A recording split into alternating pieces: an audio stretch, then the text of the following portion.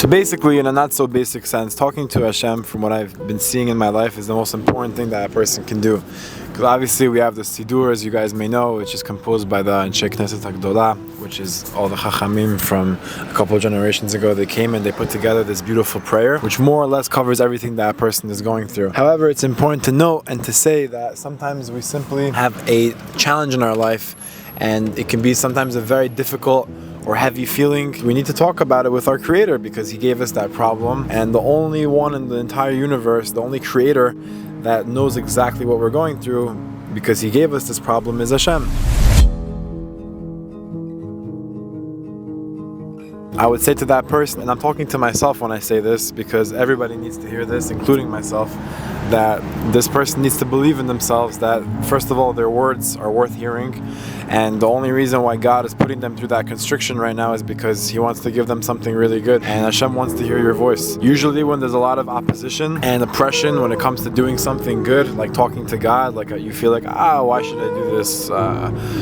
He's listening to me anyways, He has a bunch of other things to do, the ruler of the world. The answer is yes. When you actually go and talk to Hashem, especially like what we're doing now, we're breaking in the middle of our day to go to a field. We're going to talk about why a field is a good thing to do, but especially now to cut in the middle of your day and to show Hashem, wow, look at this person. This person's going now, my son or daughter, they're going to speak to me. They're not just speaking to me when they're in the midst of doing things. They're completely dropping everything they're doing, and they recognize that only I can help them. They want a one-on-one conversation with the Creator of the universe, and they want to let it out. They want to cry, they want to speak, they want to have a better time of managing the situation, to think more positively about it, to deal with it, etc. It's the most powerful thing you can do, because when you give your problem back to the one that gave it to you, in a sense you're elevating the issue. And sometimes the whole purpose of why we get problems in our life and difficulties and struggles that come up is for the purpose to elevate it to our Creator.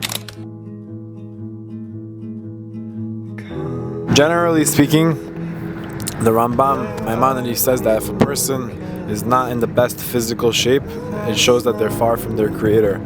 Obviously, this is not a weight loss channel, but it's important to know that it's very important the things that we eat and drink, because the more, you have to understand, there's only so much that a vessel can fill, right?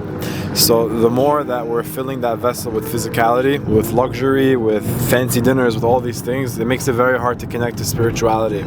That's why all the big rabbis of past always would fast. They would fast a lot. They would fast a lot because the more they're mam'it, they're minimizing their connection to the physical world. They're allowing space for the spirituality to take precedence over the physical. And it comes hand in hand with everything. Obviously, a person should do what makes them happy. They should play sports, they should go on runs, walks, listen to music, try to learn Torah, pray to Hashem, talk to Him like what we're doing now. But it's just from my own personal mentors, and almost Hashem even showing me through all the people I've been seeing recently and meeting upon moving to Miami, everyone says the same thing: talk to Hashem. So basically, in the gist of it is that the more that we connect to this physical world, it doesn't allow space for the spiritual realm or world to take precedence over that. The more that a person connects to Hashem, that's why, like we were saying, that sages and rabbis of past, they would do a lot of fasts. And it's also good to go to the mikveh, it's good to learn Torah, it's good to, the more that we connect to Hashem and fill Him with our speech and with our actions, the more that we clean out all the brainwash and all the ideas of society that were instilled in us in the past. And I'll give you an example. Let's say you have a cup, right? If you fill this cup with oil and with water, the water is going to sink to the bottom and the oil is going to rush to the top. The more water that you put into the cup, the water will seep to the bottom and it will kick out the oil eventually to the point where the cup will be filled with water and there will be no more trails of oil left. Why? Because water represents Torah and oil represents the Yetzer Hara, which is the evil inclination. Let's say a person has a lot of oil inside of them. They feel depressed, they feel down, they feel darkness, etc. It's hard for them to trust their Creator, to talk to Him, to open up their mouth, because there's a lot of oil there, a lot of movies, a lot of darkness, a lot of news, a lot of negativity, a lot of breakups and heartbreak and relationships gone south and all these things. That stains the soul. What do? You start putting a lot of water. Mikveh, learning Torah, speaking Torah. Even if you're in the car for 5 minutes, you put a quick class on, you listen to it. Those little things, they add up to become very big later on. More or less, slowly going in the right tracks and the right footsteps. You can just see how, to the extent that we connect to God on our day-to-day, and that we live with Him and speak with Him and laugh with Him and grow with Him, that's the extent that He really fills up the void, and He fills up everything else that was there before. So as you guys can see, we're here. It's very calming here. very soothing. I mean, it's just like look at that. Like, it's gorgeous. You know what I mean? By the way, guys, I just want to confess to the camera that I'm not in the greatest mood today. That's part of the reason why we decided to make this video today. It's unfair to always make content when the weather's really hot. Now it's kind of chilly, you gotta sweat around. That's not what's affecting my mood, just personal things. I thought it could be a great idea to actually show, you know, the real, behind the scenes. And Jonathan is not in a good mood today at all. So that's why I thought it was the perfect day to come and do this. Because exactly when you're not in a good mood and you feel heaviness inside of you, that's when you have to come talk to God.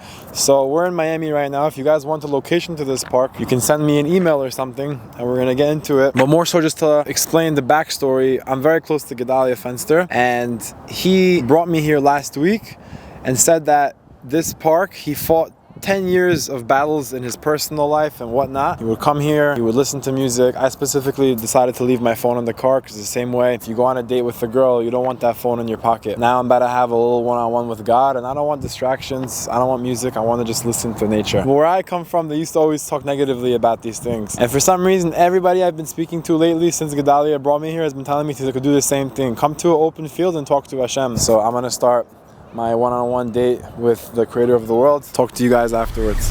Tried for a night like this.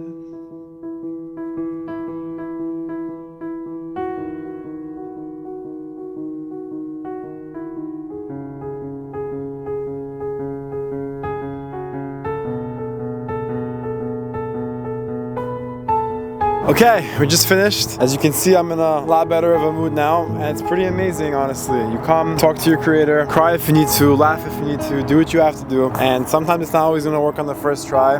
I was always told that if you have nothing to say, you tell God, I got nothing to say, but I'm here.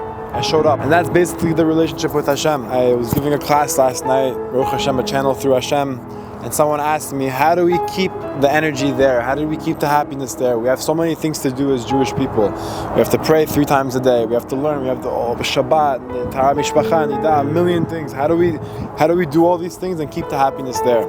Answer is the happiness is not always going to be there. There's a verse that says by Rabbeinu Bachya, Achre ha ma'asim nimshach halevavot. After we do the action, the heart will follow. So it's very important to know that we're not always going to be feeling it, and the inspiration will come.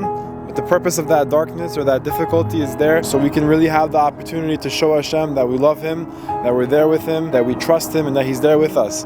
And it's really beautiful, obviously, to come here, to see the nature, to talk to Hashem, to be one with Him, to have a one-on-one with the creator of the world. I feel that Hashem listened to everything I said, and every day that I come and continue doing this, I feel more and more that He's listening. I feel His trust in my heart, and I see the difference between myself and even a week ago. And you see, the train approves this message.